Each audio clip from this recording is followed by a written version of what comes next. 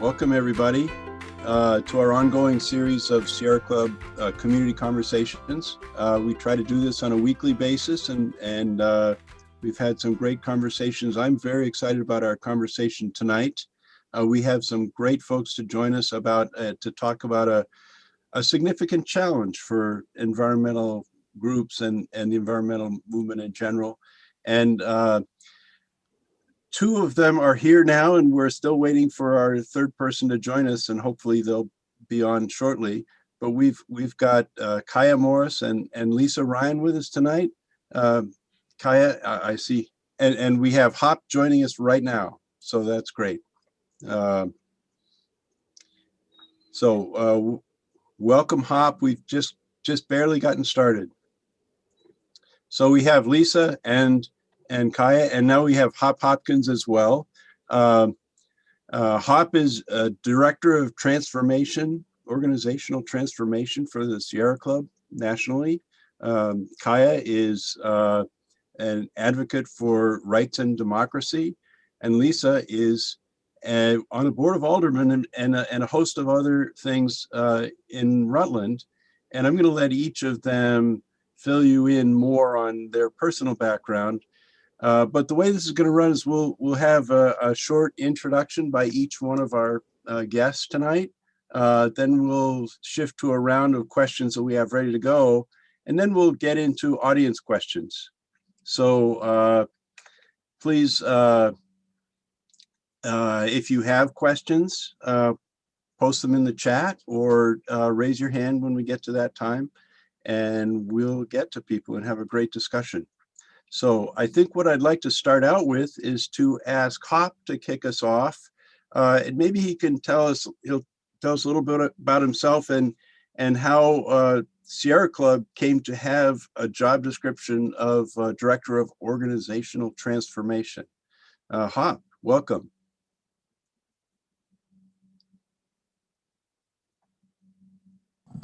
All right. I figured after a few hours of being on this thing today, can you all hear me? Yes. Right on. What's up, everybody? My name is Hop Hopkins. My pronouns are he, him. Originally from Dallas, Texas. I currently reside in Southern California, just inside the San Gabriel foothills of the San Gabriel Mountains, on occupied and unceded Tongva and Chumash territory. I've been at the Sierra Club for about 6 years. I started my organizing career back in the mid 90s in Seattle, Washington, during another pandemic, the HIV/AIDS pandemic. I was an HIV/AIDS activist back in the day, and am kind of having some deja vu in terms of how the inequities are showing up in this particular pandemic moment with COVID-19. And then I got engaged in electoral politics there and became the campaign manager for the first House of Representative person, female and of Asian American descent. Got involved in the WTO protest, the World Bank and the World Trade Organization that is now become known as the Battle for Seattle, in which we were talking about national trade organizations really having negative impacts on underdeveloped countries abroad and underdeveloped communities within the United States. Moved on to do housing, labor organizing, transportation work. And that got me wound up in doing a lot of conservation work. My family has agricultural roots in East Texas, and the land's always been close to me and mine, and that's always been a piece of it. And so when I moved from Seattle to Portland, Oregon, and then into Los Angeles, got connected with the Sierra Club as they were moving on their equity and justice journey about 6 years ago. And all of that work, for me, the root cause of why I was involved was really trying to get at the root cause of where I felt the oppression was coming from, and that was from white supremacy. So in all of that work from HIV/AIDS, housing, transportation, workers' rights, for me, the bottom line was, how can I strike the biggest blow against white supremacy, which was the root cause of many of the other oppressions that we were seeking.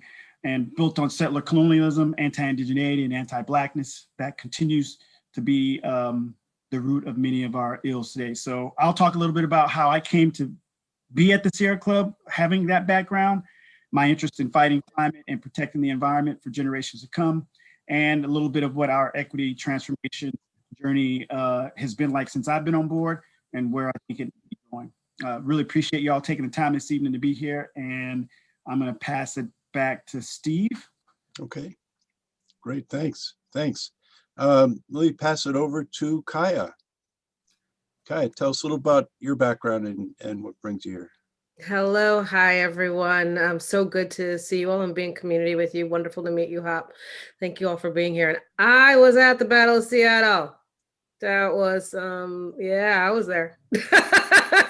I was there by the sea turtles and the Santas and like, yeah, running from tear gas. That was quite an experience. My first time really being in a public action of that nature, but there was such beauty in the solidarity of just the thousands of people that were there that it blew my mind. So those are the types of things that have definitely been imprinted on my mind and on my heart, and were always a part of the activism that I've had in all the work that I do. I'm definitely a believer in merging many different passions and talents, including using art as activism, which we know is at the heart of any revolution, all the way to, you know, direct organizing and mutual aid efforts on the ground. So I am not from Seattle, but I am actually from Chicago, and lived in Seattle for a number of years, just so that you'll know why that there was a link there in time. But came to Vermont, going on almost 13 years ago, for a variety of reasons, and chose to stay for a variety of reasons.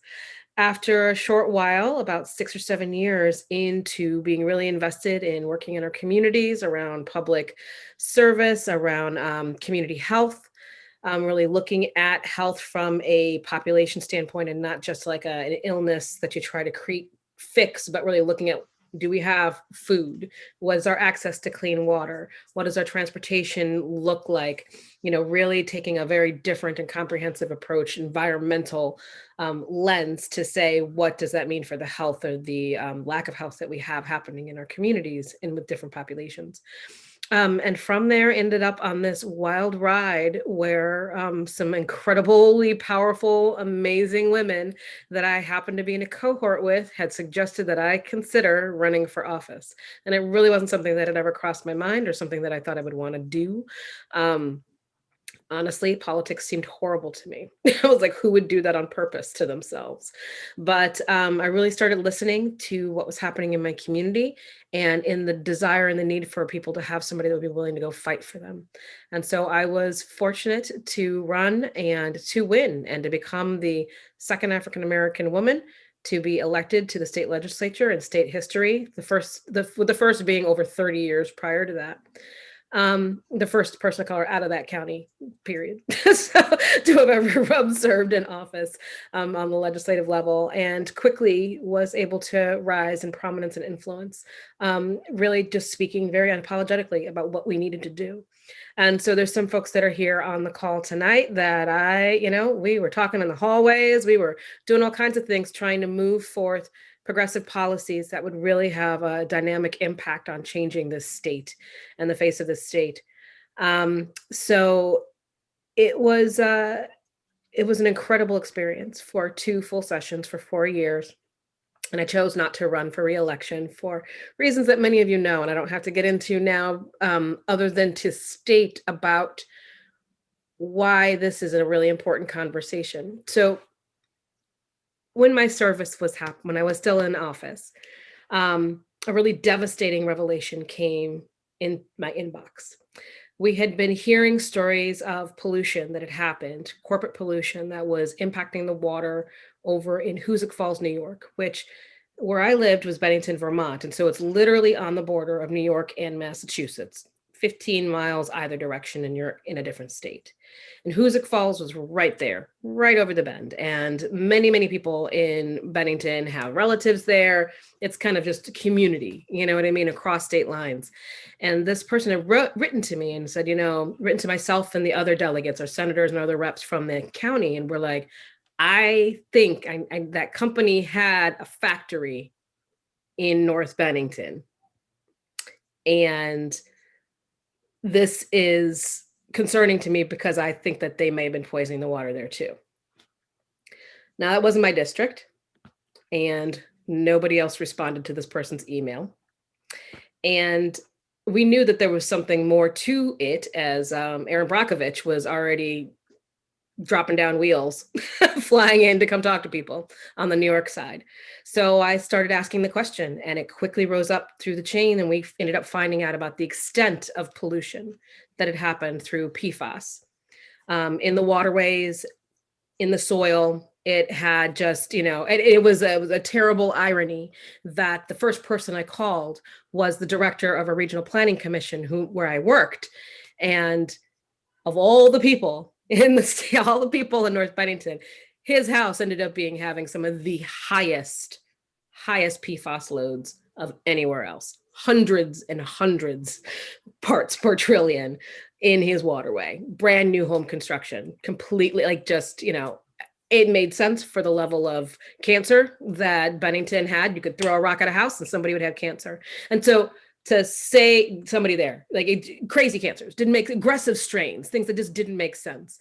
And it was a very highly industrialized community in its past. And so all of that was there. Brownfields were a thing, all of this stuff really made a huge difference. The reason why I bring this forth and why it has to do with this conversation that we're doing today is so that was a moment where, again, it was a Black woman leading, because the white men in power didn't really bother to respond. I was the only one that bothered to respond. And from that, our state had a complete shift, as well as how it wanted to address the issue of PFAS within our ecosystem. And so I think it was because of the courage and the fact that I'd been standing on the shoulders of so many amazing women before me, so many amazing women of color before me, before I ever thought about getting into this space where I would have power and influence, that I knew that the work that I needed to do was not just performative, but it needed to be actually very active. So my choice to step away from being in office had everything to do with the systemic racism, the blatant and obvious xenophobia, so many different, the manifestation of white supremacy culture in what is one of the, if not the, it keeps oscillating, whitest states in the entire United States. And it is still something that we are reckoning with every single day. And it makes individuals from different marginalized backgrounds and identities step in and out of those places of decision-making power. And it's not just meaningfully about who gets elected, because that's not the only place where choices are made, nor is that the only place where someone can have influence or change the dynamics that we need to have changed.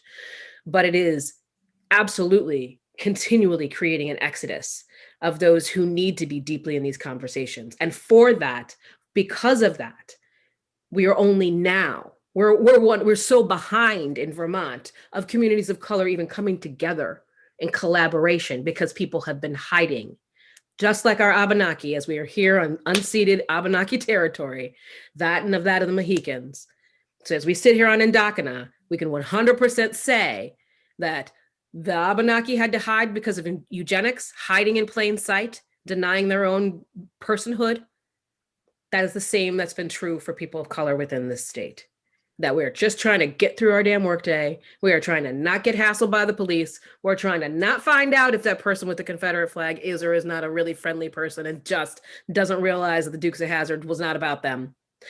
We do not have the capacity to feel safe when we speak up about the racism that's in these spaces as we get pushed out, not just through electoral politics, but through the workplace, and then are blacklisted from being able to be in other spaces where our voices are needed.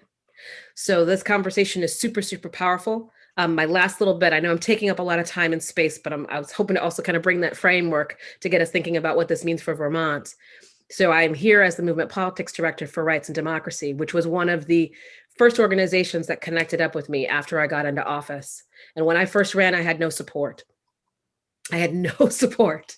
When Rights and Democracy came on the scene, I had a whole community.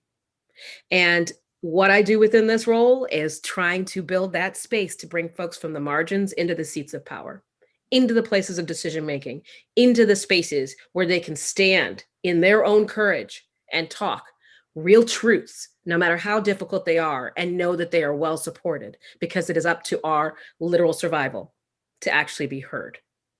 And so that is the heart of all of the work that I do, from candidate cultivation to helping just to even educate our community on how our government even functions or dysfunctions.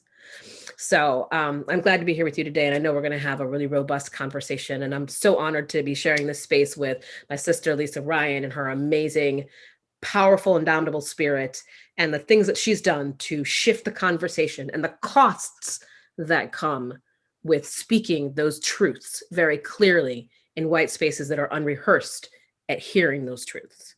So I thank you, and I yield my time. Thank you so much. Thank you so much. I know when you talk about bringing people in who aren't easily brought in, I see you do that on a regular basis, and that's a really powerful thing to do. So thank you. Lisa, welcome. Lisa, perhaps you could share some of your story and what brings you here. Yeah, I'm happy to. Good evening. Thanks, Kiah, for those kind words. Can everyone hear me okay? Yes. Yeah? Okay, great, thanks. So good evening. My name's Lisa Ryan. I have lived in Vermont my whole life until I went to college. And I went to college in a place where it was a diverse scene of everything from ethnicity, race, jobs, religion. I lived in Philadelphia for 4 years and attended Temple University, where I studied psychology and Spanish. I had a great life growing up in Rutland. I never had any issues. You know, some issues here and there with race, but nothing like I and my other BIPOC community members are dealing with today. So when I came back from college in 2011, I didn't recognize the community that I had left and the community that I had been raised in my whole life. The morale was down. There was an opioid epidemic. There were racism in our local government, and there was just a lot of things that made me feel unwelcome and unsafe. And I was really mad about it. And my decision of responding to, you know, being upset about it and not liking it was to get involved. And so I decided to run for our Rutland City Board of Aldermen, which is similar to a city council. If folks don't know the term alderman. And kind of voice my concerns and be there as a community member to, you know, help folks go through things and understand things and make Rutland a better place and a more welcoming and equitable place for everybody. So I was the first person of color to be elected to the Rutland City Board of Aldermen. I have served 2 terms, similar to Kiah, but at the local level. And March 1st is my last meeting. So it will be a completion of 4 years. And I've made the decision not to run for re-election. My reasonings for not running for re-election is because of the brutal racial harassment that I have dealt with in trying to make Rutland a better place and Vermont as a whole. I've been threatened and bullied out of my position, and it is no longer safe for myself, my family, and it's not healthy for me to remain in this position. It is very unfortunate because I do love my community and I loved being on the board. I loved being there for my community, being a voice, but certainly not at the expense of everything that myself and my family have been dealing with. So it's time for me to put my, you know, my hard work and my drive into something else where, you know, I won't be harassed or judged or bullied. Again, I think Rutland has the potential to be a wonderful place, as well as Vermont. Again, I'm a taxpayer here. I bought a house here. I got married here. But the white supremacy the obvious and blatant racism that just is within our streets and throughout the entire state is just sometimes unbearable. I won't stop doing this work, but I'm going to do it, with people and in communities that want the same things as I do, and that really want to see a change where it's more diverse, more inclusive, and more equitable for everybody. So I'm super grateful to be here and be part of this conversation. Thank you for having me. And I look forward to, having a conversation with the community members on this call and answering any questions. So thank you. Thank you so much, Lisa. Well, there's some powerful stories there. 3 sets of powerful stories. It's sometimes it feels like being a representative from a mostly white environmental action organization seems like a tiny blip in the reality of what the challenges that someone faces on a day-to-day basis. But that in a way, that's our challenge as this crowd of mostly white folks. And so I wonder if Hop and Kiah and Lisa, maybe we could address that question. I guess in a way we're kind of looking for challenges and we're looking for successes, and how to address that. And I wonder if any one of you wants to pick up on that. What are some of the areas that people have successfully overcome these challenges? Maybe Kiah, in your work with RAD, I know that it seems that you have moved the needle a lot in this area. I appreciate that. And it obviously could not be done without a whole community, right? But the piece that I think that's been the most effective, what we're seeing that's happening across the country, is many places where we're carving out, intentionally so, affinity spaces for those who are members of the global majority to be able to think about this work and do this work. See the principles that we bring forth. I'll just, I'm not trying to, well, whatever. It's my job. I get paid to talk about RAD.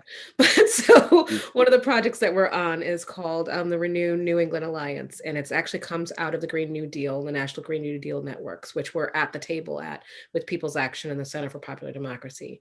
And so a regional approach came across New England to say, how can we shift this here within New England? Can we have a shared agenda?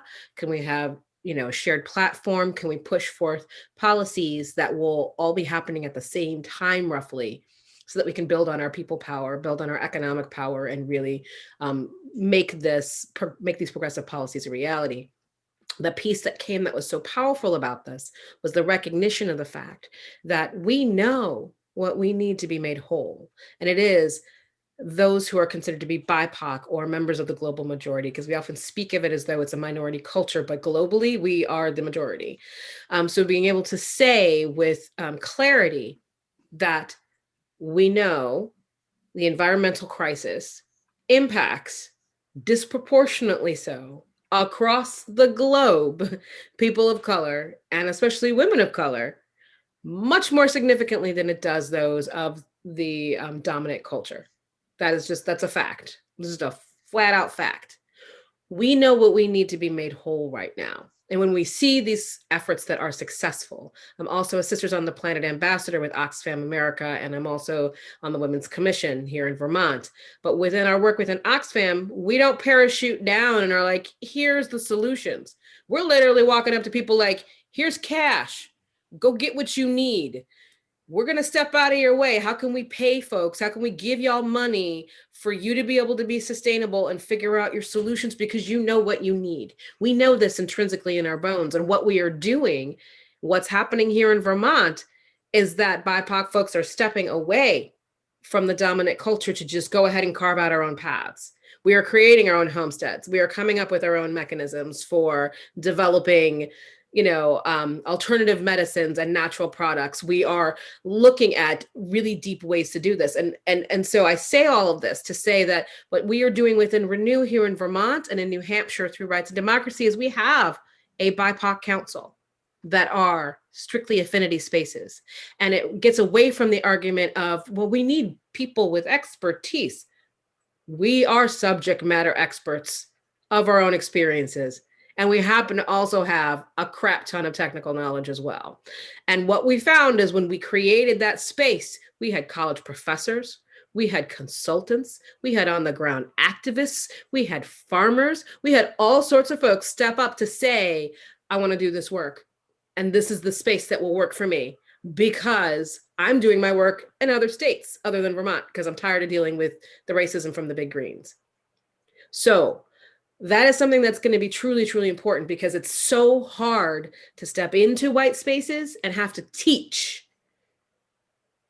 every time you come into a meeting. To have to be the teacher every time you're in a conversation, to constantly have to give extra extractive, difficult, emotional, ancestral labor just to be like, can we hold off a little bit on figuring out whether or not electric bicycles are actually the thing that Black and brown people are talking about right now and not having to go through a whole freaking justification of that, to just be in a space with folks that are like, no, we get it. Yeah, cool. Let's keep going. There's other stuff let's get focused on. Let's get down on some of these other things. So those are some models that have worked really, really well because you can't also just take folks from people of color and just stick them in white spaces without having done the work, because that's just toxic and it's cruel and it's wrong and we don't want to be there. Oh, and you got to pay people, and you have to pay people. You have to compensate people for their labor.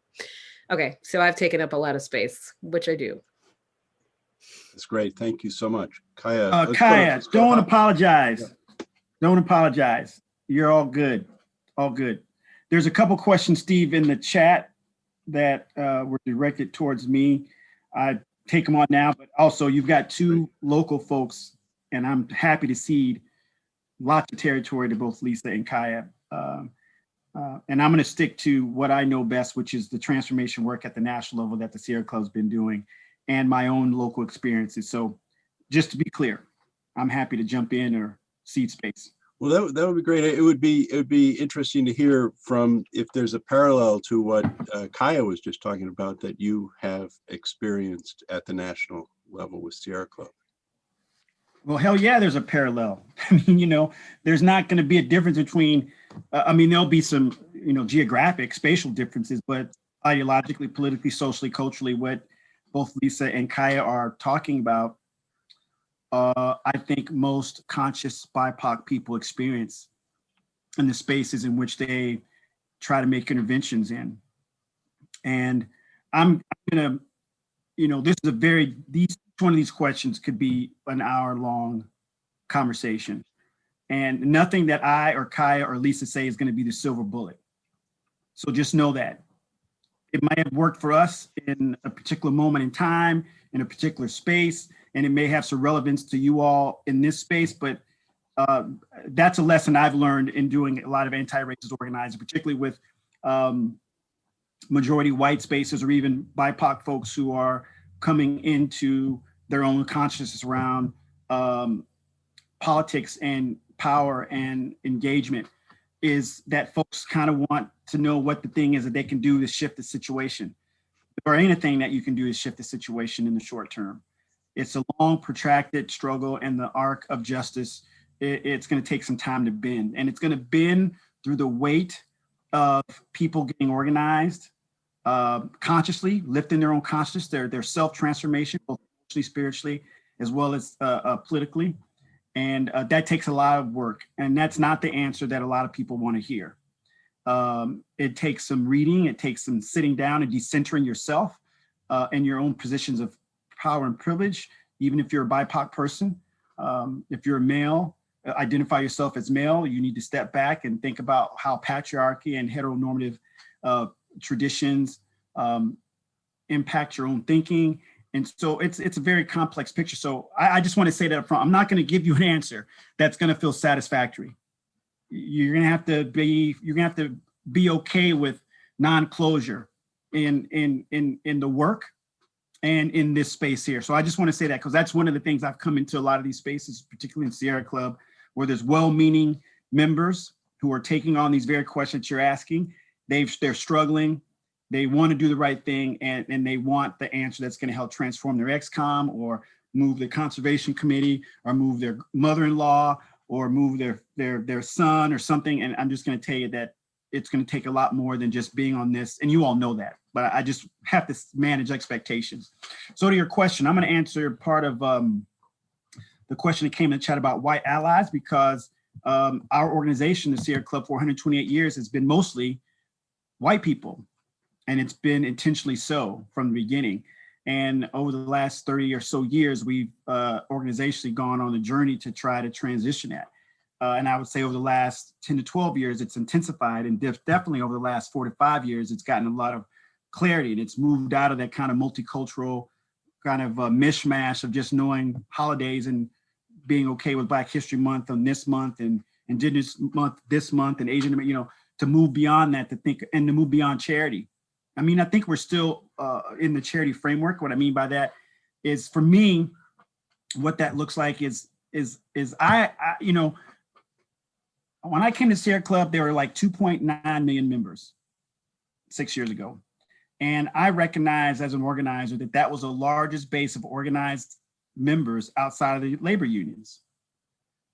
And that was a significant, that was very significant because we had chapters in every state, relationships in Canada, the territory of Puerto Rico, and the Republic of Alaska. So we had infrastructure, organizing infrastructure in every state that was well resourced and had historically been able to make serious interventions in the environmental space.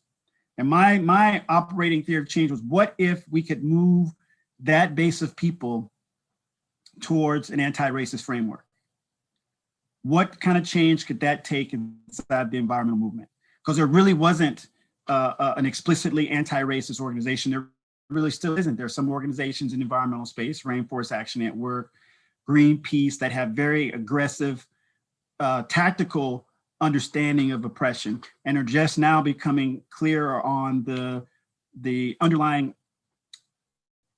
causes of all oppressions. And they're trying to use that to develop an intersectional lens about how they do their environmental work. And that's my goal here, is to really talk about how do we become an intersectional environmental organization where we know our lane is the environment, protecting land and wild spaces for people to explore, enjoy, and protect.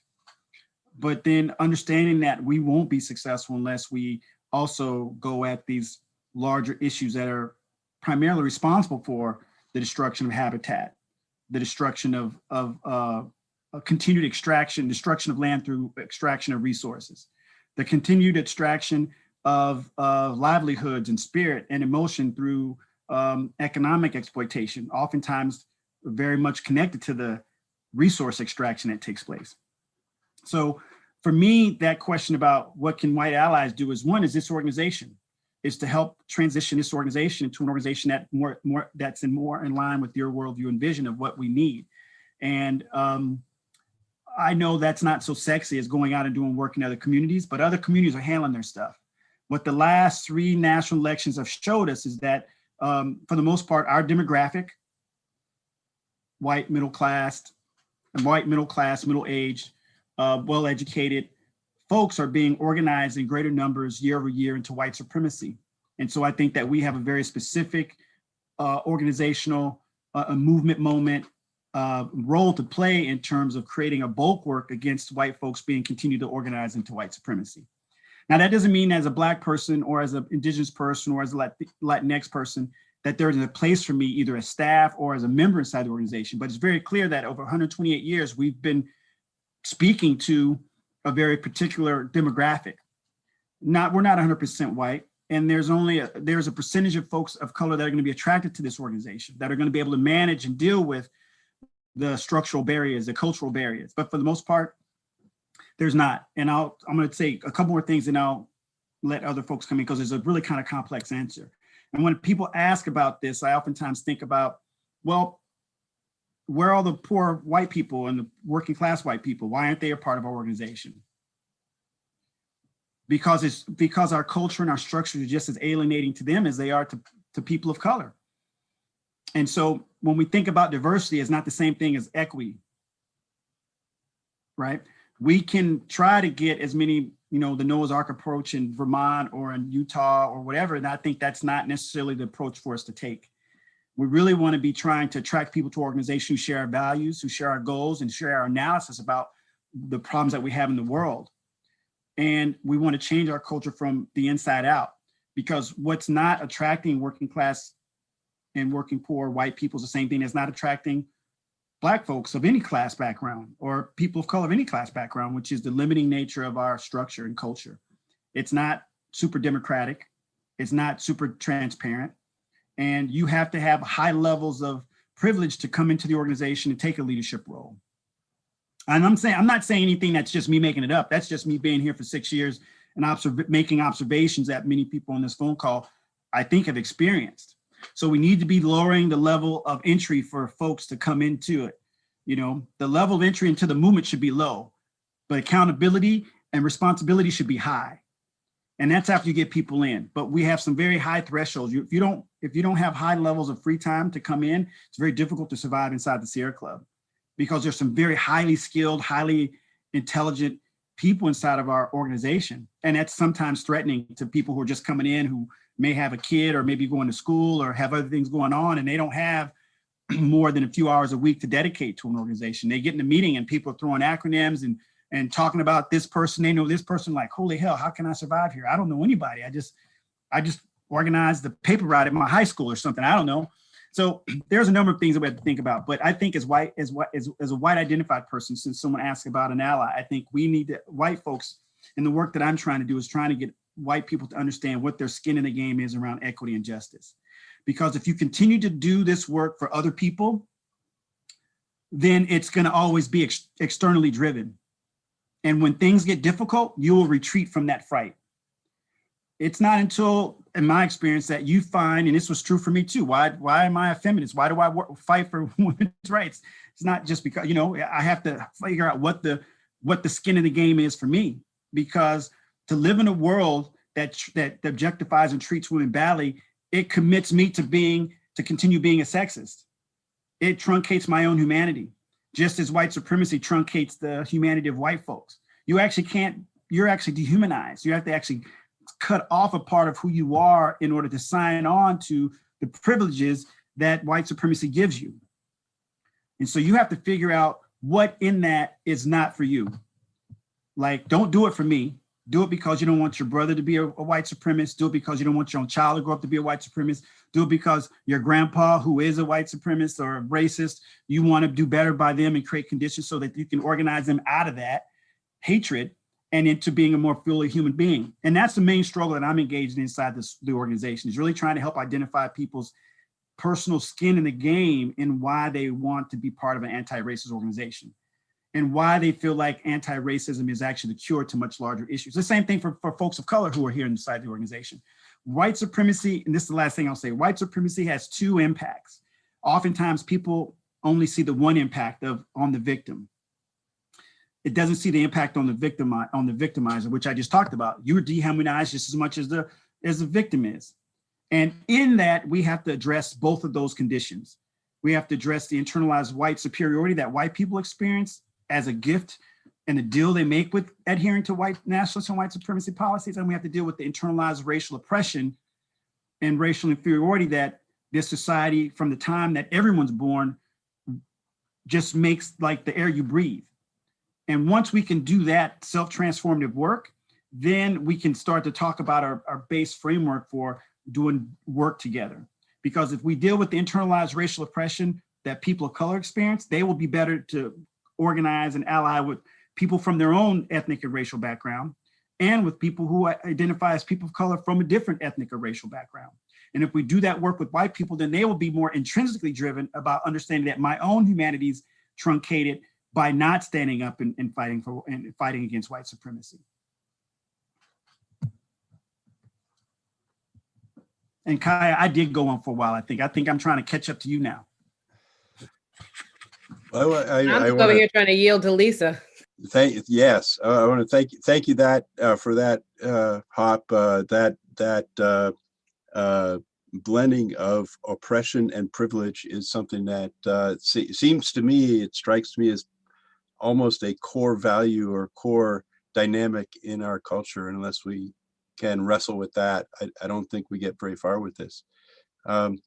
Lisa, I'd like to invite you into the conversation too, and wonder what you have to add or to observe about what Kiah and Hop have been talking about. Yeah, thank you. I appreciate that. And I don't remember the original question because we rerouted, but that's okay because everything Hop and Kiah said was really important. I do want to, I think, circle back to something Hop said around, how white folks are the majority can, do the work with and not for and not to. And really, yes, we need white allies, but we need them there for the right reasons, for the right visions and goals, so that we can completely just demolish white supremacy. Because if they're not at the table for any other reason, I agree with Hop, it's not going to work. It's not going to be beneficial to either side. So I really appreciate that notion about having white allies really doing the work with and having a solid reason and wanting the end goal to be much bigger than, the little pieces that make it a whole. Thank you. Steve, if I may, I mean, I still would love, I know, Lisa, you definitely have some thoughts and work that you've done with like the NAACP on feeling and seeing what that's like to pull in white folks into this movement work. But something I did want to touch on briefly that Hop had mentioned, I think is important. It's around the entry for intelligence, right? There's a sort of like an admission that has to be paid where people are already being told that they aren't smart enough, they don't know enough, they're not deeply invested in this, they don't understand the technicalities of this work. Here's the bottom line. Like, our indigenous ways of being knew about how to do this before white folks did, okay? Like we knew about how to care for our planet. We knew about how to do, smart harvesting. We knew about working the lands. We knew about, good meat processing and butchering practice. We knew all of these things. These were part of who we are. And there's the ways that many show their intelligence may be very distinctly different than one that requires a PhD or requires a qualifying list of 10,000 places that you've been published before you're able to seek entry. And so that's part of the challenge that we're having right now, I think, as organizations are trying to pull in folks who have not been engaged in this work, and as well, even on the state level, that is just also very much indicative of how white supremacy culture works in this urgency of time and that urgency culture that is so deeply toxic. Because if I'm stepping into a space and don't understand what the hell you're saying, then how does anybody on the street, how does my grandmother understand why this is important? Perhaps we're not in these spaces and places because we're not seeing how this is making a link to the realities that we're facing every single day. But it doesn't mean that we don't have the capacity and the willingness to go through that journey of understanding and getting to that space of being able to see those technical aspects. That is deeply embedded in deeply rooted ways of keeping people out of those spaces, out of those conversational spaces, out of those social spaces, is by telling them you don't have the qualifications, you are not smart enough, and we're actually not going to even slow down enough to make sure that even the people who say that they know what's going on, who don't really, by the way, can get caught up. So I do want to just sort of lift that, but I do apologize. And I'm not trying to put you back on the spot, Lisa, but you've also been a part of trying to build this work within a community that's been incredibly resistant, but a part of a team that has transformed this entire state when I think about the work of the NAACP. Yeah, thanks, Kiah. helping establish, I can't take credit for establishing it, but being part of the organizing group for the local Rutland area branch of the NAACP was both amazing and also exhausting. To get people to buy in really why it's important that an organization like this exists and is being built in Rutland in a community that's mostly white. The people who were involved were wonderful and supportive, and were really good at like holding others accountable.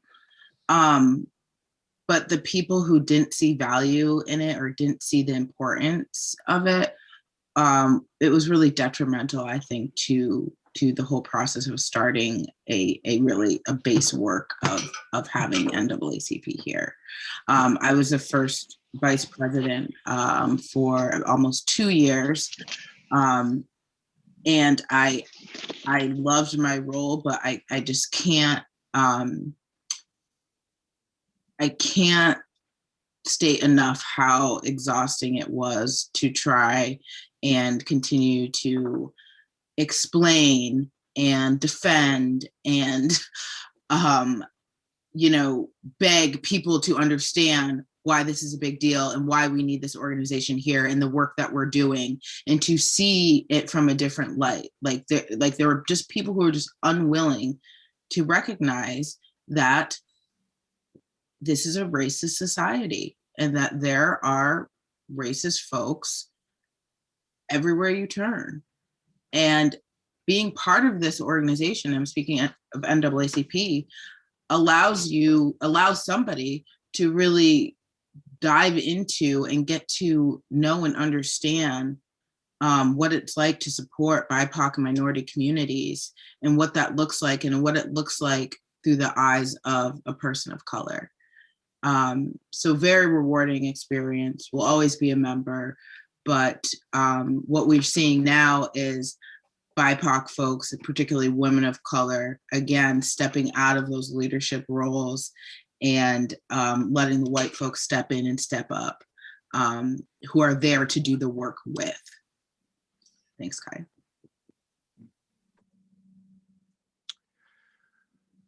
I'm reminded by, I think it was Keisha Ram, who recently published a piece about how we don't have a recruitment problem, we have a retention problem. And I think both what you and Kiah have said lends to that. What I'd like to do now is to go to folks who are with us today who might have questions. Some of you have posted things in the chat box, and it's a little hard for me to tell if your questions have already been answered. So if you have something, please go ahead and raise your hand. And if I think I just saw Rachel's hand up. Rachel, do you want to elaborate on any of your questions? No, I can create space for other people too who haven't had a chance to ask a question, but you can come back to me. Okay. Anybody else? Some of the other folks who have posted, I know Sue said, I'm scrolling the chat box here. Scott, I see Scott has posted, and Scott, do you want to follow up your question or have a different question? Yeah, thanks, Steve. I to be honest, I don't have a lot more to add to what I wrote in here, and I do think that that Kiah and Hop and Lisa have answered my question to some extent. But yeah, if there's anything else that y'all have that you want to expand upon, my question was just about how Vermont's political world can best confront its own racism and how white allies can support this process. I think you've answered it to some extent, but yeah, if anything else comes to mind.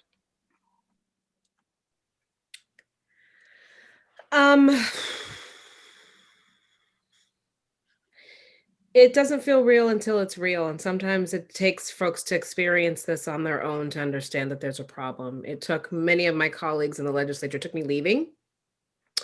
And it took them now feeling the full heat of what that's like to have violence and threats on your doorstep. for them to kind of understand that this is an emergent situation.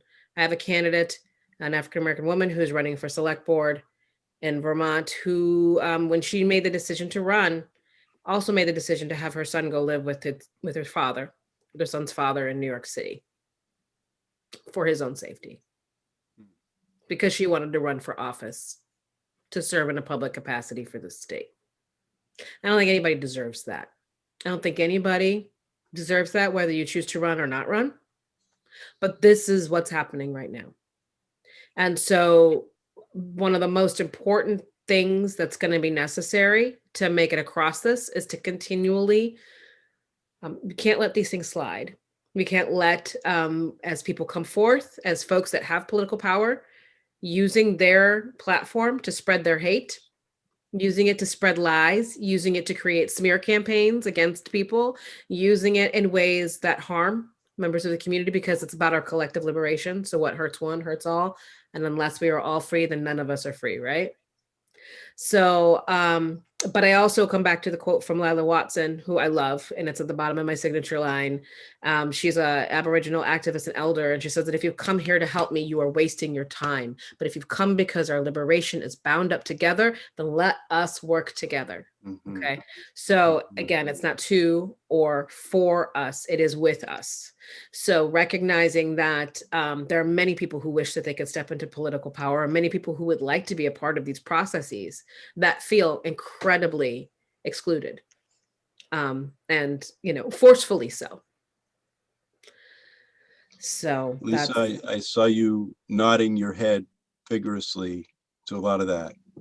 Yeah, I mean, what Kiah said resonates, and it's very real to both her and I. And you heard that in our intros, what our experiences have been like, whether it was local or state government, and the amount of Black women of color who are stepping out of leadership positions in a political sphere is alarming. And it's because we're being excluded and we're being forced out. It's not necessarily because we want to leave this role.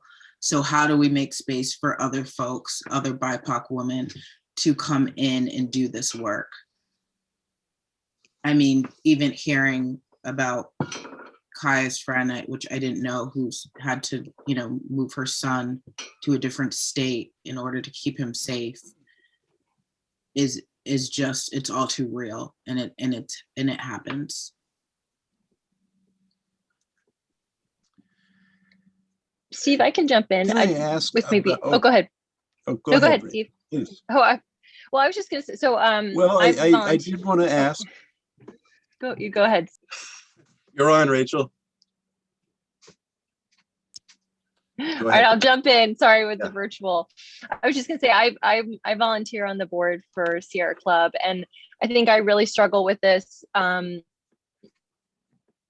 to help the organization, because I think so much of what Hop said about self-transformation is important, and being able to do the work on an individual level and on an internal level before we engage externally. But I also struggle because so many of the like much of the like climate work is happily in the state, and so it's like, you know, I struggle with that, like hitting pause in terms of what an organization, and really getting, you know, our house in order, figuring out ways that we can transform our organization, and then also providing support. And I feel that tension and wanting to like figure out the best way for Sierra Club to work with people, but also to do the work that we need to do internally. So I'm more expressing that tension, not like looking for answers, but this has been a helpful conversation, and just trying to think about how to approach that work. But if you had anything else to comment on that. Here, because it's affecting me at a very immediate level. I think, Kiah, you might have been at the meeting of the Just Transition Subcommittee of the Vermont Climate Council a day or two ago. Weren't you at that meeting? And I'm observing and watching this work go forward as Vermont tries to correct its climate performance. And I find myself very alarmed because if we don't provide for equity and justice in this emerging policy, then we're going to fail. You know, we're in this boat together. And I think that I agree absolutely with what Kiah said about how the harm is going to fall hardest on those who did the least to create the problem. We recognize this. This is factually correct, and you know, we all can see this. But it's also the case that as we engage in this policy discussion, we can't let this environmental justice or equity issue be an addendum or an appendix or an afterthought. It's really important to get in at to center it and to get it front and center, and to make sure that it's addressed every step of the way from the get-go. And what we heard at that meeting was they're on a course, they're still trying to sort out what do we mean by environmental equity and justice, but they are on a course to try to have recommendations in June. How in the world are we going to be able to center this, to catch the wave, so to speak? And it's so important that we do it. And not Vermont's just a little bit of it. It has to happen internationally. It has to happen in, you know, in each of our engagements with the world. But it has to happen here too. It has to happen in our towns. It has to happen in our state. How are we going to be able to do this together? Are we going to be able to get there together? We can, I think, if folks will get out of our way. And when I say that, I mean, for many folks that are from the global majority, our Abenaki brothers and sisters that are trying to be a part of this work, we work on a slower pace. We do a deliberative process. We do community input. It's a slower process to bring everyone there. So it's going to require more time than what our bureaucracy and these mechanizations are going to require. That's just the bottom line. So if there is an insistence on holding to those bureaucratic standards of time in the way that it's trying to move, your work is not going to be able, that's just going to fail. Sorry. Like, that's just, you have to accept that. You have to be willing to accept that and be willing to take the deep criticisms that are going to come because that didn't happen. We've seen that we've been able to push back. When you push back and you push back with intention and with power and with deliberation, you can get the system to yield. We saw that with ethnic studies. That's one of the most, there is no other division of government in the state that is diverse as that group. And it is a glorious, glorious display of individuals, geniuses. Yeah. Well, and that only happened because we pushed and demanded. And if we were willing to yield and say, you do it how you always do it, we don't really think that there should be a deliberative process. We're not really going to try to open it to communities in meaningful ways and ensure that they are representing the communities they say they're going to represent. If we didn't do that, you would not have that group that you have today. So it is entirely possible. And it is on the shoulders of these organizations, of our big green organizations with here in Vermont, to go back with a unified voice saying, we're hearing very clearly from our most impacted that this is not a pace that is tenable. And to do so not only causes more harm, it is disrespectful, it is disgraceful, it is dishonorable for us to do this in this moment in time, to say your voice does not matter. That is the ultimate message that happens. And that is what sorry, Kiah, you just missed the bus, right? Yeah, I'm like, look, like y'all know by now. If you don't know that Kai's gonna show up and scream, then like, what are we doing here? Like, if you don't know I'm not gonna have a critique, if you don't know I'm not gonna say something by now, so I think to avoid that. I think that's so important. I think that's so important what you said, because it's like we've created a false sense of urgency to, well, I mean, there is an urgency with the climate crisis, but by creating this false timeline, we're not able to do it right. We're not actually getting the input that we need. So we might as well not do it at all. Or as you said, we'll fail. But that's a really helpful perspective. I really appreciate that. So I know that some of our guests have a timeline that they're following here very closely. I know that Hop wants to add something, but maybe we could start with Kiah with a wrap up, a closing statement, and then we can get to Hop and he can add what he wanted to add as well. But Kiah, why don't you care to make a wrap up? I'm going to actually pass the baton to Lisa. Okay, thank you. And I'll go. So thanks. So just thank you for being here and being willing to listen to this conversation. And I know that the folks on this call, if they didn't want to do the work and if they weren't committed to doing the work of making communities and specifically Vermont a more equitable and anti-racist society, then they wouldn't be here. So I appreciate it deeply. I'm grateful to be part of this conversation. I want to just reiterate that my story and Kiah's story and other women of color are not the only stories that you're going to hear. There's going to be more. So we need to collectively get to work. And Kiah was talking about pace and how we do that because we need to do it right. But we need the help of the folks that want to be at the table and doing the work with. And that's extremely important to making sure that what's happened to Kiah or me or Tabitha or, does not happen to anybody else. To live in this type of society and community is, it's not fair. It's harmful, it's debilitating sometimes. It's scary, and especially for, our children and the younger generation, who is killing it, by the way, on all aspects of stepping in and doing work. But we just need to, I think, remain in solidarity and work with and appreciate that we have one another to be a better society and really start to create care and appreciation for one another so that everybody feels welcome. So thank you for listening to me tonight. Thank you for being here with us. Back to Kiah, I think, at this point. No, again, yeah, thank you for being a part of this conversation and recognizing that this is super hard work. It's going to be painful and it's going to make you question yourself, your life, your background, your history, your family. It's going to make you think about a lot of things. And that's what it takes for us to move forward.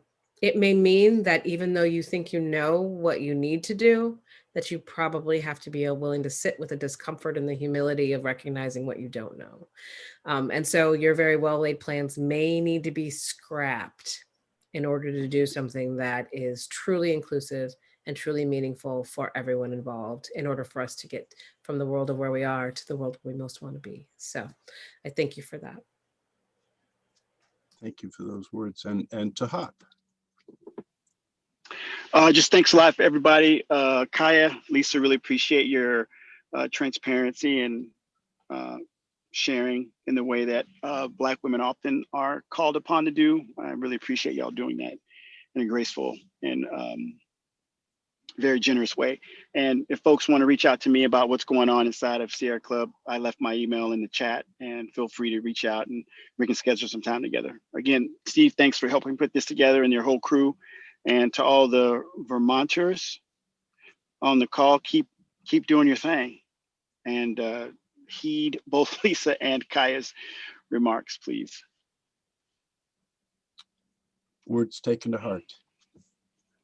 Well, thank you. Thank you, Hop, Kiah, Lisa. Thank you all for joining us tonight. And thanks everybody who's come on tonight. I hope that we all walk away with a lot of food for thought and ways to rethink what we're trying to accomplish.